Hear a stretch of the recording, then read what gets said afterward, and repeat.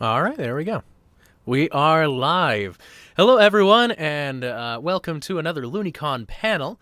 Of course, today we've got Looneycon going on in the online space. We've got panel upon panel. Today with me, I've got a comic book artist known as Mary Bellamy.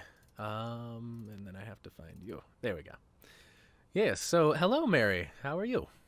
Hey, doing good. Yeah. So, I suppose we could start out by maybe you explain what you've done over the years in comics and how you've what kind of projects you've worked on. Okay. So I got started many years ago with things called anthologies. Back in the day, most people couldn't get their own creator-owned books. Self-publishing wasn't really a thing. So smaller independent companies, they put out books like Furlough, Mangafile, Mangazine. And I got my start there. Started doing short stories of stuff from like my Zori Lita universe, Aw Heck, Faux Facts.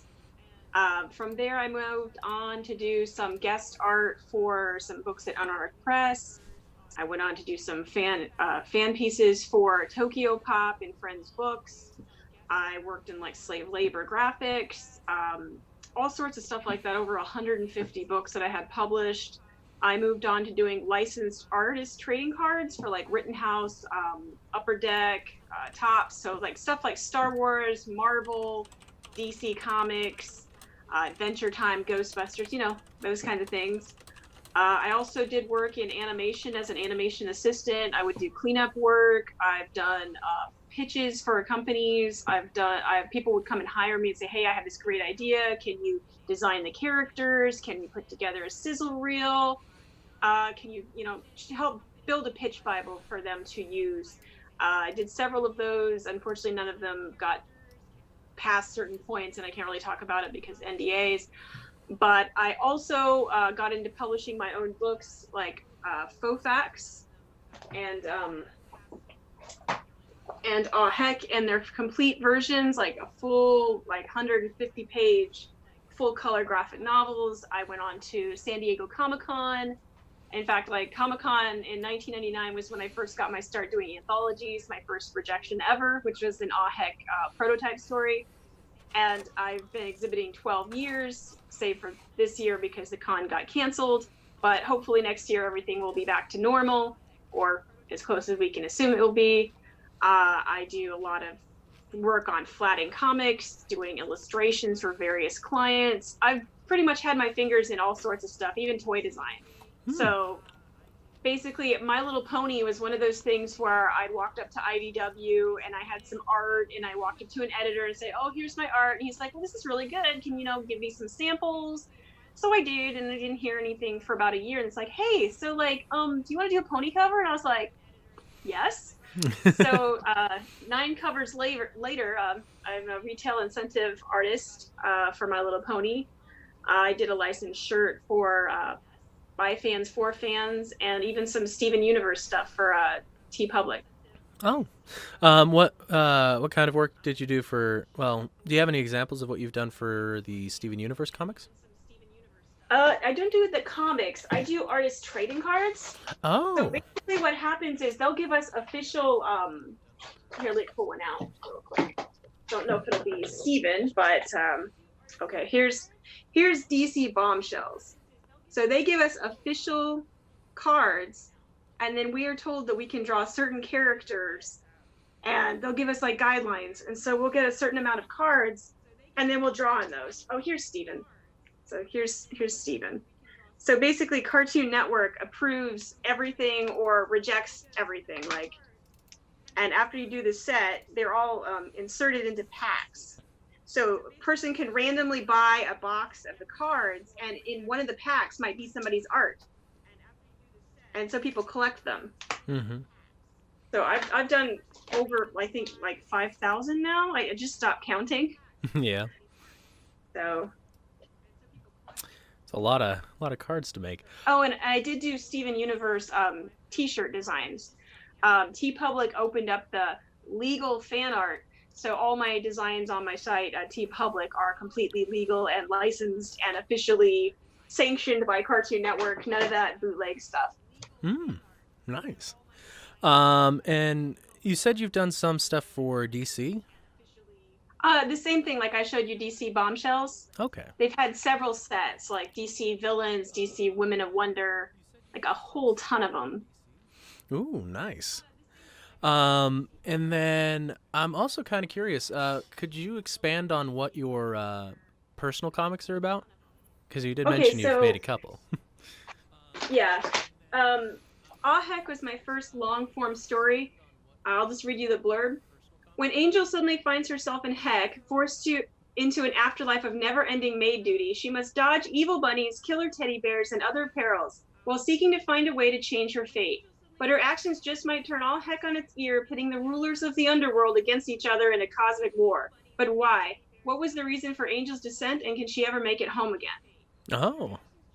So it started out as like I kept telling the same 10-page, 15-page beginning story that's at the beginning here over and over again. It kept getting published, and the books kept getting canceled by the anthologies because Diamond was like, sorry, you have to guarantee 1,000 books sale. So I decided to finish the entire story and even do a sequel. And this one's about all the other girls that were in the program besides Angel. Mm-hmm. And then my other book series is called Faux Facts, The Truth Can Be Strange. It's about a group of friends where crazy things happen to them, junk food nightmares, cartoon characters come to life, killer starfish, because their former friend unleashes a magical entity on their city that, of course, only they can fight. Yeah. So it's all ages. If you loved My Little Ponies, My Little Pony, it focuses on like friendship and issues behind that. Like a lot of shows tend to glamorize friendship and say that, oh, it's all perfect and it never fizzles out and there's no problems. And I kind of wanted to show a story about how sometimes friendships change or end or evolve. And, it's really more of a work in progress rather than a, hey, 22 minutes, we fixed our problem. Yeah. There's nothing wrong with that. But, I wanted to do something a little deeper. Yeah. That phrasing just kind of reminded me of the song from Fame and Misfortune, where they're like, we're not flawless, we're work in progress. Yeah. Yeah. So, we've got a question from Razmataz. What's the favorite thing that you've worked on? Oh man, I love everything I work on because the best part of being an artist is you can curate what you work on, so you don't always have to take every job. But ponies was the big one that I really loved. Being able to work on Steven Universe and Adventure Time. Like Adventure Time, I got to view my own style for those cards. Like I did so many characters, legal had to ask if they were real or not. Because I love obscure characters. Like I loved being able to do Marvel characters that people hadn't heard of. They're like, wait, who's who's White Rabbit and who's this character and who's that character? And I don't know. I love everything that allows me to draw female characters. So if it's female centric, you can guarantee I'm probably going to love it. Yeah. I was going to work on a very 80s, very, very cute comic that I was so psyched to work on, but it all fell apart. But, that's licensing. Yeah. But yeah, no, I love My Little Pony. And I love working on all the trading cards because, it's like legally being paid to draw fan art. So what's better than that? Yeah. Actually, for Adventure Time, what obscure characters could you find from that? A bunch of the weird princesses. Yeah. Like there's one of the princesses that has multiple heads and just a bunch of really, really background characters that I loved. And I'm like, wait, is this real? It's like, dude, if she drew it, it has to be real. Yeah. So I went through the Wikipedia. And found all the weird ones. Oh. Because, everybody draws Jake and Finn and Fiona and Kate, Yeah, you kind of expect it at this point. Mix it up a little bit. Yeah. And then, let's see. What kind of got you into doing comic books and drawing? Okay, so originally I wanted to go into animation. And it's still a dream of mine, and I'm still kind of on the fringe. But comics were a way that I could get my art published and seen by other people. I could tell stories, like the anthologies. Like it is tricky to draw a 4 to 10 page story and have it be good. Mm-hmm. But at the same time, it gives people a taste of what you can do. So they're like, oh, hey, I saw Aw Heck here. I wonder if she ever finished that. oh, hey, here's some of those faux facts shorts. Oh, she did more, you know? Yeah. Um, Basically just getting started in animation made me want to do, I did some storyboard pitches, I did some character designs, but it wasn't the right time. There was very much a resistance towards female-led properties. And back in the day, my stuff had anime influence, which was very bad. And they did not like that back then. So Yeah. being able to do comics let me draw in my own style without having someone say, oh, I can't read this comic or watch this show because there's a teardrop on the character's head and I don't understand why they're so brightly colored, you know? So it was just a way to get around the censorship of like a giant gatekeeper. Yeah. And what would you say are your main inspirations, like that you kind of take after? Like I said, 80s girls cartoons, like Lady Lovely Locks, My Little Pony, Rainbow Bright, all that stuff. The girls' dolls, the like Sonic the Hedgehog, the Saturday morning cartoon Sonic the Hedgehog, and the Archie comics before they got kind of weird and then they got better. But like I had all of the Sonic comics. I would just collect everything, like toys. Like if you see behind me, I have like a billion toys over here. So Yeah, I like can see that. I would, back in the day I didn't have money for video games, but I could afford the magazines. And in the magazines they had all these cool artworks, like the ads, like Cotton, the video game Parodius, and all sorts of this pseudo anime, or actually it was anime. It was anime art and anime articles and the video games, the big mascot wars of the 90s, like Arrow the Bat and Sonic and Bubsy and all that stuff. Yeah. And just like a lot of things have influenced me. And in fact, if it was just like primarily female characters, I loved it, and I loved characters like Penny from Inspector Gadget because she was a STEM girl before they even talked about STEM at all. Yeah. So pretty much anything that had that girl vibe, that strong female characters, and then anime of course moved on to the next level. You had girls kicking butt who didn't have to have a boy save them necessarily. Sometimes they did, but it wasn't as, hey, here's the male character, he's going to save the day and you can be his girlfriend. And it was just like, no, I'd rather see a magical girl bust out a magic sword and go pow, pow, pow, pow, pow, pow. Yeah, Cool. so you very much appreciated when they broke that mold and did something sure. fun with it. Yeah. Okay. Did you do anything for Star Versus? They didn't really have anything. The license, they had a license, I think it was with Joe Books, I want to say, but it didn't go anywhere. And then maybe it was going to be with Boom, but then the licenses got pulled. I had friends that worked on the show, but I unfortunately didn't have anything to do with that one. Oh, darn. Because I just saw your Star Versus. I forget what those are called. It's got the black eyes. It's a doll on your shelf there. Oh yeah, her little moth form. Yeah. Yeah. Yeah.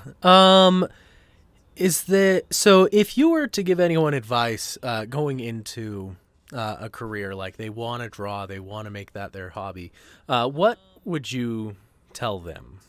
Okay, I'd say a few things. First of all, you're going to get rejected. You're going to hear some really good advice, then you're going to hear some things that are weird, and you're like, I don't see what you're saying. If somebody says something over and over again, like, hey man, your anatomy's a little wonky, maybe work on that. Go do some life drawing, draw every day, have a sketchbook. But if they say something like, I don't know about the color of eyes on 4 pieces or something, you're kind of like, okay, whatever, Throw that advice out. It's gone. Right. If somebody hasn't said it over and over again, it might just be a personal taste thing. That person might have been having an off day and somebody wearing a red shirt triggered them. So your character has a red shirt, so they don't like it. Mm-hmm. Just, you're going to have to learn how to get a tough, thicker skin that you are not your work.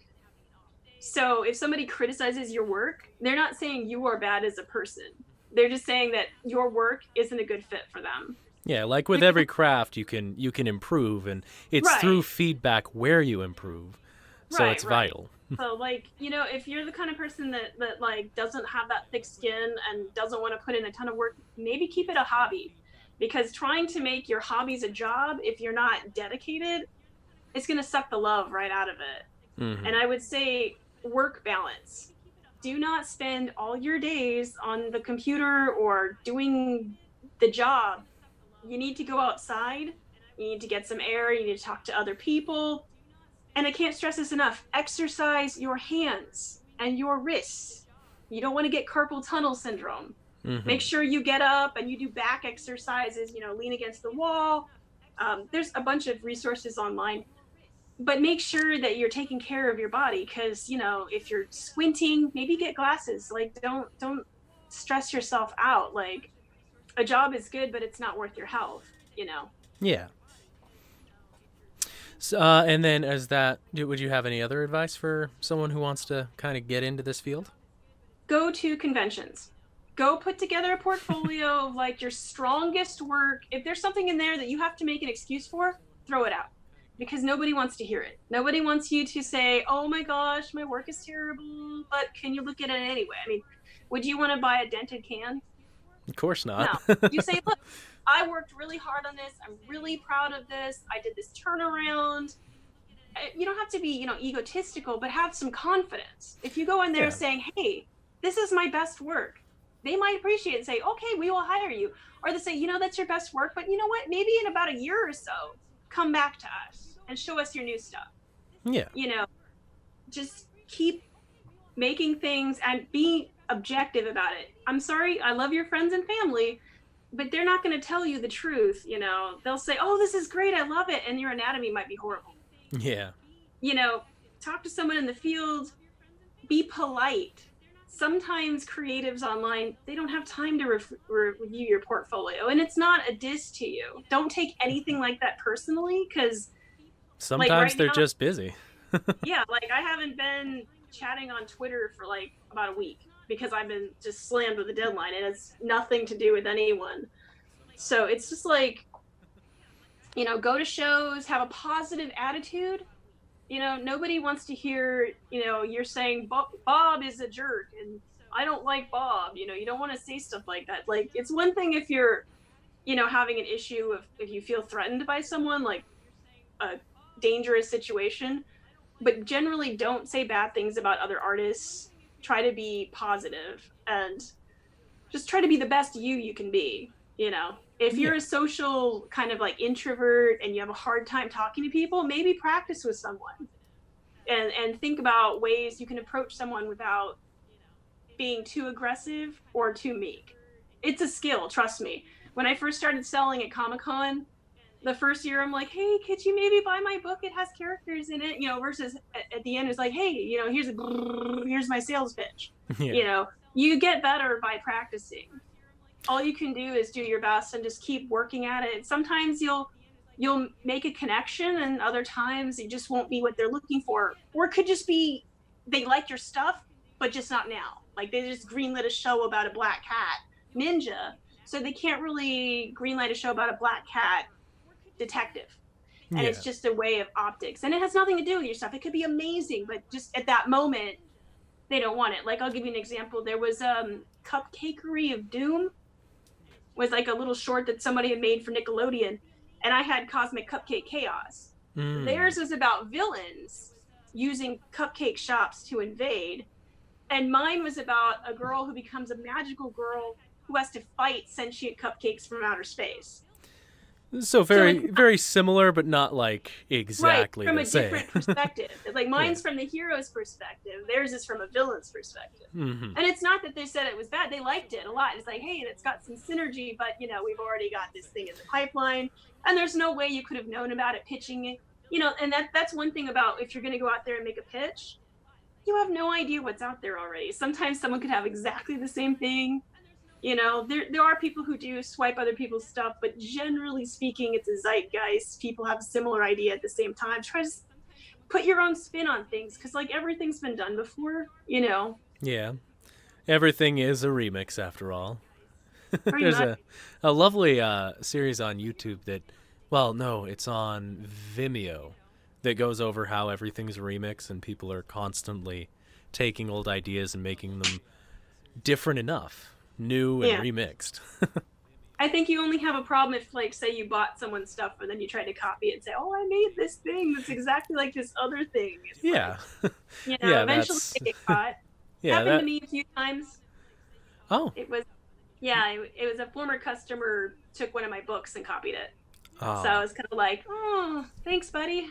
yeah. How did you end up coming across something like that? Because He pitched it back to my face at a convention. what? He did. Did Used my own words too in front of a banner that was lifted off one of my drawings. and did he even know it was you, or what? How does I someone make that I was mistake? just like, oh my god. Yeah, it was. I'm not going to give that person any press, but Yeah, it's not cool. So, I but fully just keep understand keep that. going at it after your stuff. Eventually, the posers and the thieves and them they'll fade away, and because there's nothing original about those people. So Yeah, you can sue them and waste your time getting upset or angry, or you can just keep going. I think you should just keep moving forward. Don't focus on your failures because believe me, I've had a million failures. But don't let it stop you. If your dream is to work in animation or comics and you legit can make it happen, keep going for it. I mean, sometimes you have to adjust course. Like I had to go into publishing because of a health issue, but it's like, as long as you're still in that adjacent field, I mean, and you're not unhappy, so life gives you curveballs. Just gotta roll with the punches. yeah. Always roll with the punches. I've kind of the closest experience I've had to having my content stolen is there are these weird channels that pop up that will just re-upload one of my videos I, verbatim. mm, And I don't know if it's because they want to save the video or that they want to show it to someone but don't know how to link it, or I don't understand it because they loop it in on itself, so there's intent, but like there's no purpose behind right. uploading I it. don't know. Yeah. Um, let's see. Is there any other ideas that come to mind that you would want to discuss on this? Because I'm not getting many Yeah, questions. So probably because it's Friday. Um, yeah.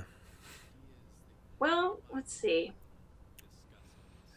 I did it my own toy line. I don't know if anyone noticed. Um, you can see back there those little plushed animals Ooh. behind me. So they're called the Zorilita Guardians. It was my first and probably last for a while Yeah. ventures into plush toys.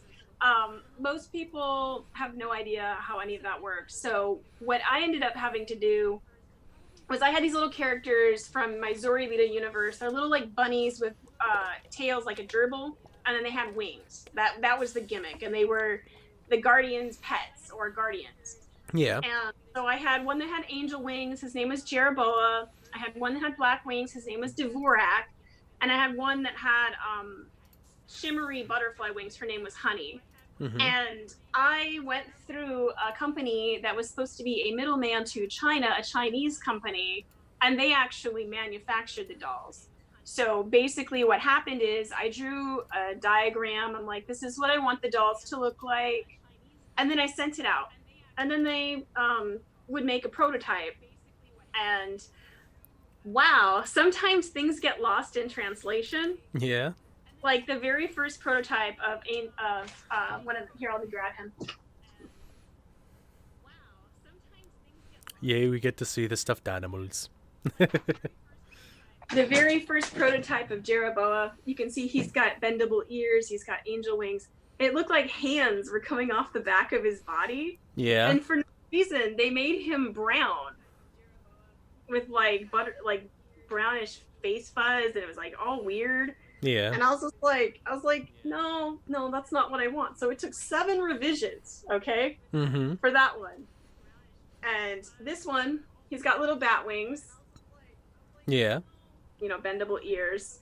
And he only took 2. They had him gray, and then they had the red on back. I'm like, no, just make it solid black. So that was only 2. Yeah. And you would think this would be simple. Yeah, actually, with the ears, they're bendable. Like, do they have just a They thing have of an metal in them? armature. There's an armature inside of it. Okay. And then so like you would think that having done the same sitting pose that it would be easy, but poor Honey took several redos because they just couldn't figure out what I was wanting. So they had her neon pink face fur, and I'm like, Yeah. it's peach. And she was actually supposed to be butterscotch brown. and I'd sent them the Pantone colors, but they wink couldn't match it. I think they'd already dyed the fabric and just didn't care. So by this point, I was like, you know what, just make them and get it over with. Yeah. Because it should have taken 3 months, but it took a year. Jeez. Yeah, so it was the middleman company wasn't paying people or something, and it was something outside of my control. And I'm like, hey, you gotta send me my stuff. I can't wait anymore. So eventually I got them all, and I had 500 dolls, and I had them at Comic-Cons for several years. And it was last year that I sold out, and I was like, woo, no more dolls. They've all been adopted. So I did that all out of pocket. I would never do it again that way. I mean, I made back my money and I made a profit on it, but it was just like the amount of time it took to get that profit. Yeah, and then the fact that if I ever did another doll line, I would use Kickstarter or Indiegogo or something. Yeah. So I'm not shouldering the burden of unit costs. Plus manufacturing costs have doubled in time that I had made my dolls. Jeez. So my unit cost was like $6, and now it's like $13 for something far more basic than that. Jeez. And because I was thinking about doing one more doll, because there's a character in my Fofax comic. Let's see.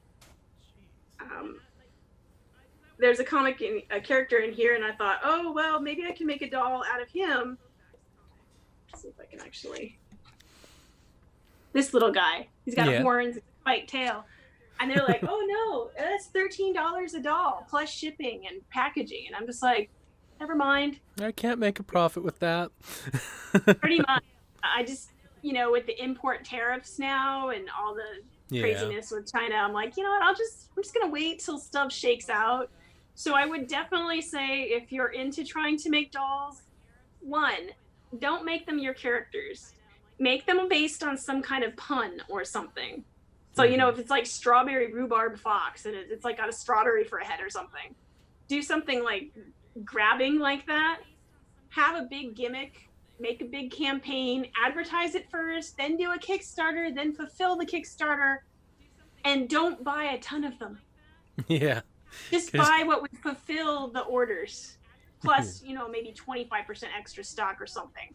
Yeah, because just so you will have. Well, only if you have somewhere to sell them, like conventions for you. Right. And I would start with much smaller merchandise. I'm doing enamel pins now. I do limited runs of like 100. Yeah. So I don't have like 8,000 boxes of stuff. Because I love my car, but it's a very small car, and I'm sitting there playing Tetris, trying to squeeze all this stuff into the car for Comic-Con, and I'm like, this year I had to eventually change my banner sign. But so maybe people want to hear about invention. So I got into Comic-Con because a friend let me sit at her table back in 2008. And I had my very first book. It was a prototype version of this, slightly different, but it was the prototype. Yeah. And so she let me sell my book on the corner of her table. And this was insane. Lulu charged $20 a book to print them or something like that. It was ridiculous for a 50-page book. So I had to charge $20. That's what it was, to make any money. So I was able to sell the box of stuff. So I did end up making an okay amount of money. And my friend's like, well, you should go ahead and apply to Comic-Con. And I will say this first. If you're new to conventions, start small. Comic-Con is the mother of all conventions, and if you have a panic attack over people, don't do this show. Yeah. But so I had my very first table. It was me and my mom, and I had the first volume of Fofax and the first volume of Ahek. In fact, the old Ahek looked like this. Yeah. And so I had 2 books and a little drop box or shadow box full of buttons, and I had an art card book where I draw all these little art cards, and I would just sell them. That was my first table. I did okay. I made back my cost. This was back when Motel 6 and all the hotels in the area, even the cheap ones like Motel 6 and the Sheraton and all that stuff, I paid $300 for a hotel for 5 nights. Jeez. You can't get great. that anymore.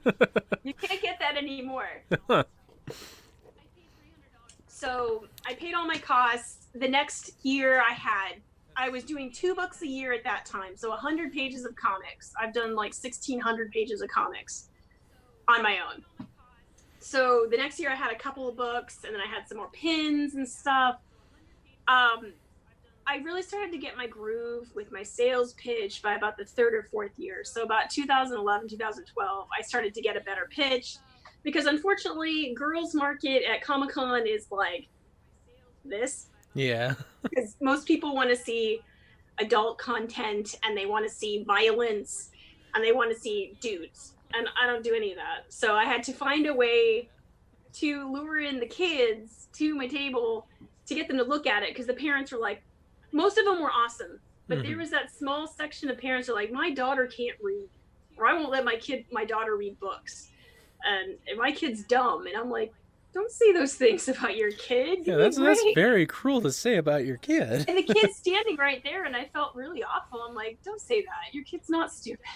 Yeah. You know, but a lot of them are really great, and they appreciated the fact that I don't draw princess stories. Because, you know, when I was a little girl, I wasn't a girly girl. I wasn't a tomboy, but I wasn't a girly girl. And I never really related to those characters so much, you know? So I wanted to draw stories about awkward girls, about, you know, characters that have flaws, like they're codependent, or maybe they're a little pushy and they don't mean to be. And some people are overly obsessed with working, and some people are overly optimistic. So I just put out content that I thought was lacking, and that helped me get a table at Comic-Con each year, because what I made was so different than everyone else.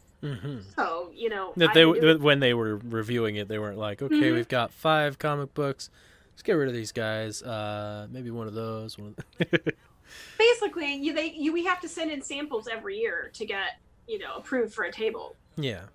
So, you know, you have a new book each year, so that's why I have, like, this is faux facts. It's like 10 books here. Yeah. Then I've got, like, heck. And then I have a ton of sketchbooks. I made supplemental stuff. Like, I wanted to make a sketchbook that showed some kids about the behind the scenes parts of art. So my second sketchbook, Sugar Bits, it shows how to get, like, how things work in animation. Like, you draw a bunch of different kind of cartoon heads, turnarounds, concepting. Hey, here's the pencil to the ink to the color, you know, the process and tips and tricks and things like that. When I got My Little Pony, I think it was about 2014, I want to say, or 15. That's when I started having pony stuff at my table. I'm like, hey, look, I do pony comics. I'm official now. You can come actually buy these from me. Yeah. And it helped people want to come over. And then I just started to gradually expand. I did pins, I did buttons, I did art cards, I did little hanging lanyard buddies. This year was my year that I was going to start doing lanyards and some other stuff, but then everything collapsed. But, you know, conventions are just like Comic-Con is 5 days.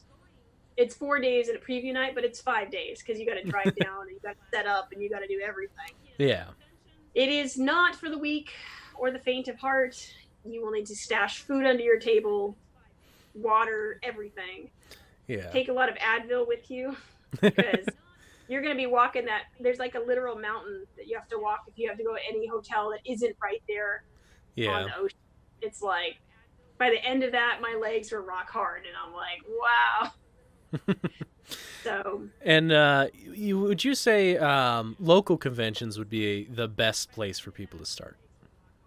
Yeah, I would say, like, find something local to you that has at least somewhat of a renown, like, you know, LA Comic-Con or Long Beach Comic-Con. It doesn't have to be super big, but also do something more than a flea market, because if you're doing art, a flea market isn't really going to be where those people are going to go for that.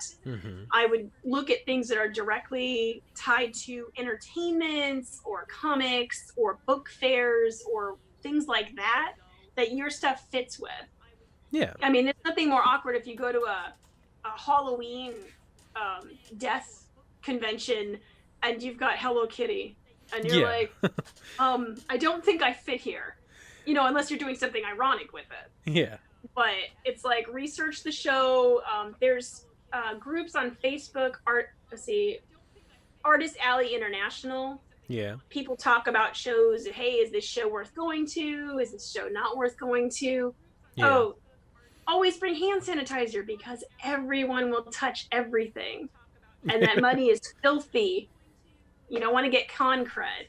Yeah. But yeah, start at a small show, maybe a 1 or 2 day show, something you can handle, see how it goes. I mean, you might not sell anything or you might sell everything. I would avoid chasing trends though. The worst thing about chasing trends is you might make like, oh, I made 100 enamel pins based on this meme from like 2020, right? Yeah. And then next year everyone's like, I don't care. So then you're stuck with all these pins because maybe you should have only made 25.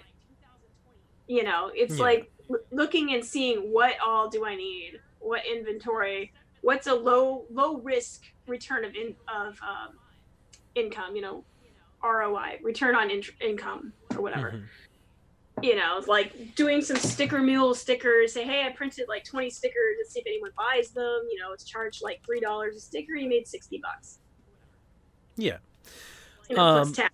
Yeah, plus tax. Would you say that it's a good idea to try with the online space? And if so, kind of where would you recommend people to go? Here's the problem with the internet. And it can be a great thing, but it can also be a bad thing. The internet has no sense of agency. When someone walks up to your table, they're there. Mm-hmm. Eyes meet. You pitch your stuff. You're passionate, and you should be passionate. Always be passionate about your stuff. If you're not, why would I? Have a business card. That's the other thing. But the internet, it's like shiny, shiny, shiny, shiny. Yeah. And everyone like has no reason. There's no one forcing you to stay. Yeah, whereas at a convention, you can push them kind of more into Yeah, you could say, yay, space. If you liked Sailor Moon, you'd like Cosmic Cupcake. If you like My Little Pony, you'd like Faux Facts. Yeah. Or, hey, here's this comic with exactly the same plot as a TV show that you really, really enjoyed. Yeah, it's kind of that setting where you have more of a want to purchase things, whereas... And there's actually more of a personal connection because you see the artist right there, the manufacturer right there. And then as opposed you can sign it, personalize it, and... Yeah.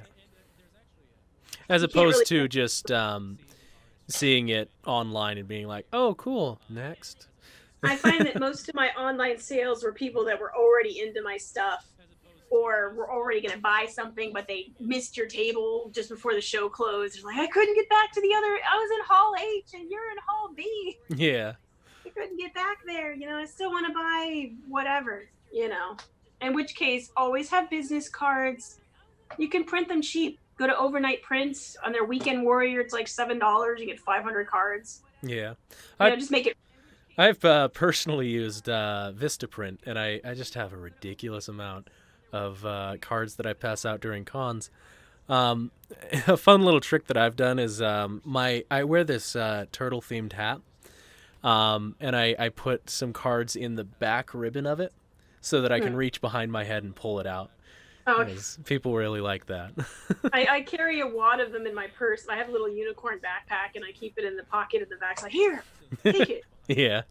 You got colorful artwork on the one side, and you have all your social media contacts on the other side. And so it's like, here, you want me on Facebook? There it is. Instagram, there it is. Twitter, Tumblr, all of it. Yeah, all of it's there. That's what I designed it for. So, yeah. Let's see. We've talked about conventions and comics. What else can I come up with? I'll look at the chat, see if anyone's asked any questions. If you have any questions, you're more than welcome to send them in the YouTube chat. Let's see.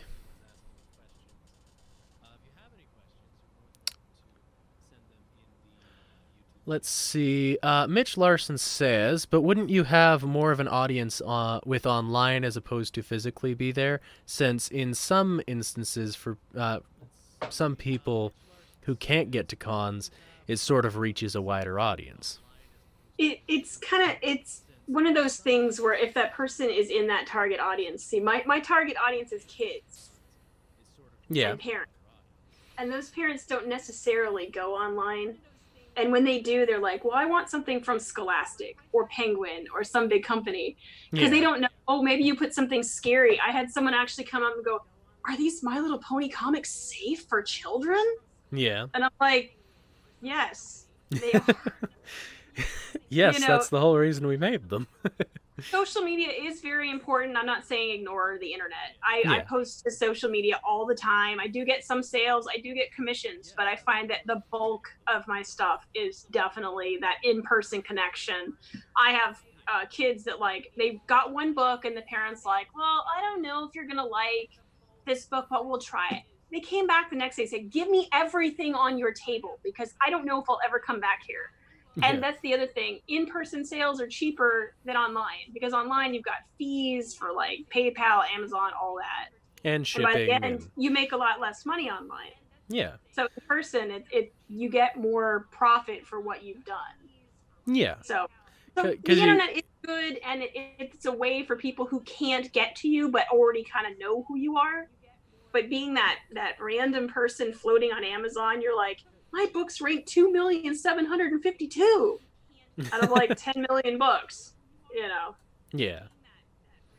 So yeah, there are definitely trade-offs with online versus physical conventions. The main thing just being those added costs with shipping. I think that for the internet, if you're just like an artist doing commissions, digital commissions, things like that, the internet was great for that. Like you go on Pure Affinity, you go on DeviantArt, and you go, here's my digital art. They don't have to mail you anything. Nobody needs to give an address. Nobody's got to go to the post office. So in that way, I think that particular medium. Yeah. So it depends on the product you're selling. Yeah, whatever you're selling. Okay. And then with those plushies, what kind of material were they made of? I think they were like a mix. I don't know if they ever said. Polyester fiber conforms to Toy Story toy safety regulations. All new materials. Ooh. It's got like some little you could feel the stuffing inside. So it's not those balls. It's like actual cottony. Yeah. Kind of. And then the wings are actually thick too. It's not flat. Oh, nice. And he's embroidered. Ooh, fancy. And then so you have some of your comics over on the side, don't you? We could maybe look at a couple of those. Oh, do you mean just like flip through them, or? Yeah, kind of maybe get a good idea of some of them. Like in this book in particular, is there anything you drew that you look back on and you're like, oh, I really loved that one. That was fun to draw. Well, the whole story of Ah Heck is a personal like autobiography. So like everything in it is something I've been through or someone I know. But like I wrote about Heck because I was going through a lot of Heckish kind of things that were going on. Angel's a maid because in my life I've always been put in kind of situations where you got to clean it up, even though it wasn't your mess. Yeah. The evil bunnies, that was from, you know, when you have to take the SATs in high school, you have to get proctored somewhere else. Well, the college near me, people would dump their Easter bunnies because they didn't want them anymore. Yeah. Well, the one campus, they were really nice and they were more scared of you than anything. But the other campus, they were chasing us, trying to bite our ankles. So we were running, screaming from these rabbits. Yeah. And so I kind of put through that in there, you know. It's all sorts of like personal things about yourself that kind of make their way into your work. We've got a question from Soulless Azrael. What do you hope the readers of your comics take away from your work? Well, Ah Heck, that one's a story about hope. Like, when all things are going to heck and you're stuck in a horrible place, as long as you don't give up hope, you can find a way out of your problem. Like, Angel doesn't give up hope at all. Even though she goes about everything the wrong way, even though she turns all heck upside down, she's like, this can't be it. This cannot be what's going to happen. And I just wanted to relate that because I think a lot of teens, sometimes they're in a situation where they feel like everything is bad. Like it's all bad and then you don't see any good in it. And I think that they want a way to see that, hey, you're not alone. Yeah. And things will get better even when they're at the worst you can get. And faux facts, I wanted to create this because I got tired of being told, no, girls can't be funny. I got tired of being told that girls can't do supernatural comics, or that anime inspired stuff couldn't sell, or that writing a tomboy main character wasn't going to sell a book because it had to be a boy and the girl had to be a sidekick. I actually did pitch it at a large studio, and another show got greenlit because they did that. It was so eerily the same that it was like, okay, whatever, but I want girls to know they don't have to be a princess to matter. They don't have to like sparkles to matter. And that even when things are weird, it's going to work out. And that sometimes you can't force friendships. You got to let stuff grow. You got to let it go, because we're different people every day as we grow. And sometimes things don't work anymore. Yeah. That's the kind of stories I wanted them to see, rather than the wholesale package. If we just talk, everything works out and it will be great. Yeah. I mean, it can work, but not all the time. So I wanted to give that sense of reality to it. It seems like in recent years there has been a lot of complaints about the stories that do the idea that friendship and magic is going to prevail in everything, when a lot of people don't believe that's so. Part of the problem is they're being pushed into... We get notes. Standards and practices will give you notes. Like I had a story where one of the characters falls in a pond. Let's see. She falls in a pond. I don't know if you can see that. Well, she gets out. The joke is that she's covered in koi fish. But she gets out, and they're like, you can't do that. A kid could imitate it. And yet they had a Mighty Bee episode where they threw a baby down the Golden Gate Bridge. And I'm like, okay. Yeah. that's okay. This is not okay. They're so focused on not offending people that they kind of water down stories that could have more of a meaning. Yeah. I mean, it's not like the 80s where you had full-on satanic imagery, like, you know, the original Tirek and Grogar from My Little Pony, where it was like they were just satanic characters. Yeah. Not that we cared and we weren't trying to summon the devil or anything, but, you know, you could show scary, creepy stuff. Yeah. Whereas now it's a little more sanitized. Yeah, it's a lot safer, except for Netflix is trying to push the envelope, but even then it's kind of still tied to certain things. The one that I kind of like the most, but it's not, you know, new, Avatar. Like having that on Netflix recently, it just reminded me of how complex that world is. Yeah, we want to do that, but for budgetary reasons, they're like, well, you know, episodic comedy is where it's at, because you can syndicate it. There's no continuity errors. You can just have, you know, girl meets radioactive chicken and they go on adventures in the ghetto or something. I don't know, whatever. As long as it's like, hey, here's these two elements in a situation. Yeah.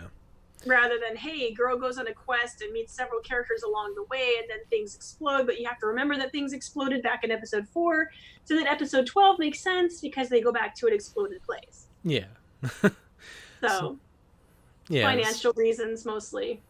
Yeah. So with that, I think I'm going to wrap this panel up. Okay. Thank you very much for joining us for another time at Looneycon. Thanks for having me. Yeah, always glad to have you. With that, I hope you all enjoyed this video, and we'll see you in the next one. Bye, guys.